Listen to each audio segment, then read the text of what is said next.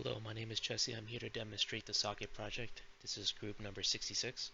First step I'm going to do is compile all my applications. So I'm going to go ahead and compile the tracker. And that one's good. Compile the client. That one's good. I'm going to go ahead and run the tracker now with the parameter that port. So now it's on. Now I'm going to turn on the client for each of these.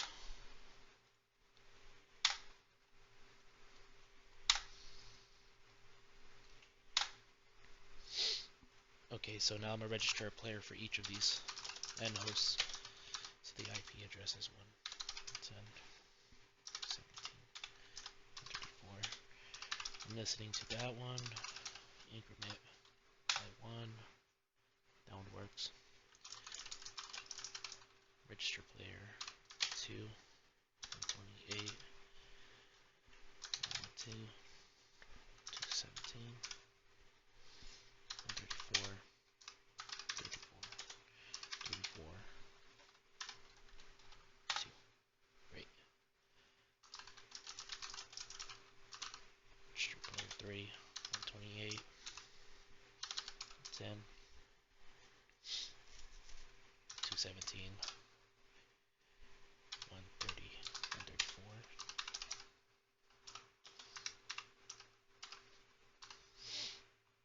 That should be, yeah, that should be correct. Yeah. Register player 4. 28. 10. 217.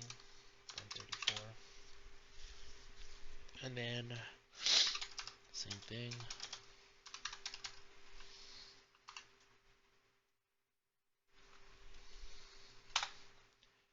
Finally, to register the final player. Register player 5, 128, 110, 217, 134, 34, 0, 5. Okay, so when I query all the players, you can see here they're all in a free state, meaning they're not in a game yet, and it shows their port, and then it shows the port of the destination, which is the tracker, and then their IP addresses, and then the IP address of the tracker.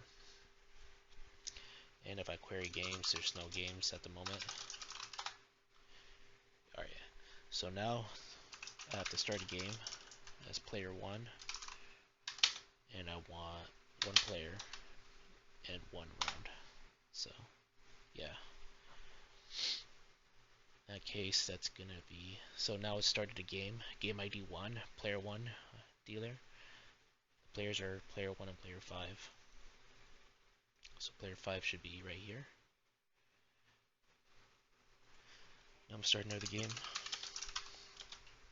This is player 2. Same parameters. Player 2, player 3, game session ID 2. Player 2 is a dealer. Player 4 is not in a game, so when he queries player, he's the only one that's free. Everybody else is in game. Query games. There's 2 total games, and there's a game ID 1 and game ID 2. Dealer 1, dealer 2. So now I'm gonna actually play the game. Since player 5 is on the left of player 1, he goes first. So all player 5 can do is just swap 2 cards. Now it's player 1's turn. Player 1's gonna swap 2 cards. Now after flipping 2 cards, you now have the option to either swap with the stock or discard, or you can steal another player's card. So let's pick discard. Let's pick stock. So in this case, stock is now visible, 7H. And I'm gonna swap it with number 3. So player 5 now has 7H. In this case, pick discard, and I put it in number 3, 7H. Now let's steal a card. So in this case, player 5. Let's switch 3D with player 1's 8H. enter in the name of the player, player 1, and I want to steal 8H. So like you see here, player 5 now has, wait, did I do this correctly?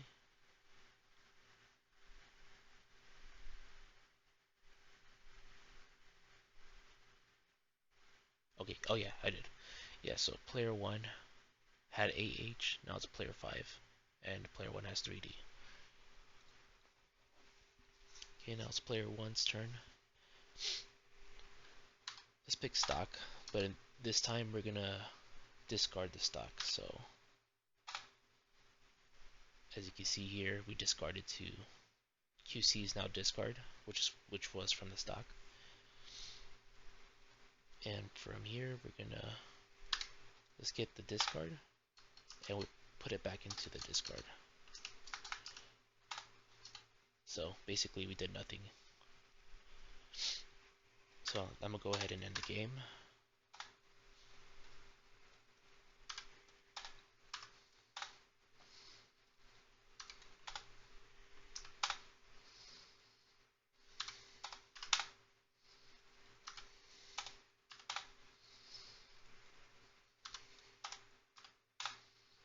And we now have a winner, which is player 5.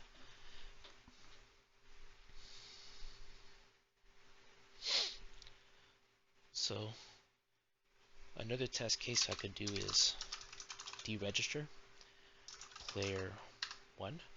So it's not going to work because player 1 is still in the game. Although the round's over, the player 1 is still in the game until they end it using the end ID and player. So I'm going to go ahead and end it by putting end ID, which is player 1, which is 1, and player 1. And there, I ended the game. So if I query players, player 1 and player 5 are now free. And if I query games, there's only one game left, which is game ID 2, with the dealer being 2, player 2, and the players being player 2 and player 3. So I'm gonna go ahead and just finish those games. So this is player 3.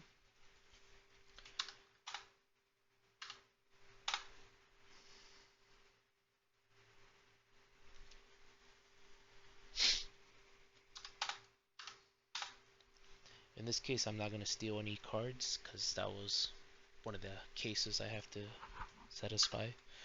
So I'm just gonna keep picking discard and just try to finish this game as soon as it's possible.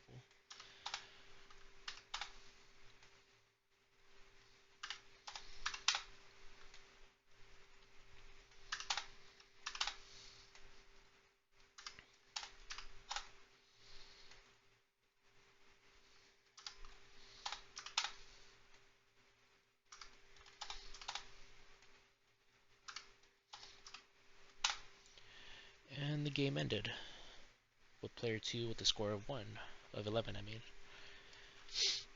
And so, same thing, just end the game. Player 2 ended. And if I query players, everybody's free. Query games, there's no games. So in this case, I gotta show you some scenarios in which we put in proper parameters for start game. So let's say, so I believe player is this.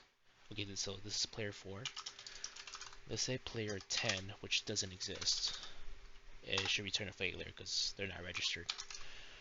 Now start game player 4, that exists.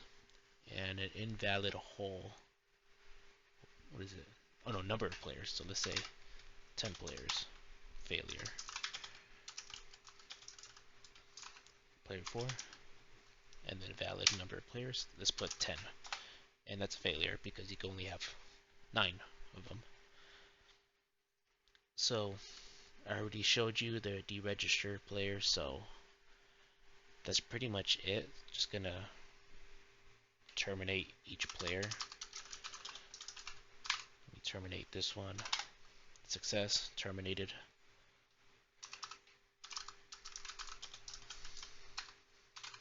terminate this player, which I forgot. It's player 3.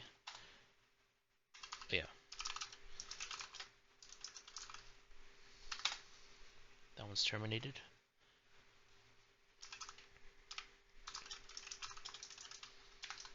And this is player 2. That one's terminated. Register player. Which player is this? Player 5, okay. Oh. That one's terminated. Finally, this is player 1. That one's terminated. Now terminate the tracker. And yeah, that's basically my soccer project. Thanks for watching.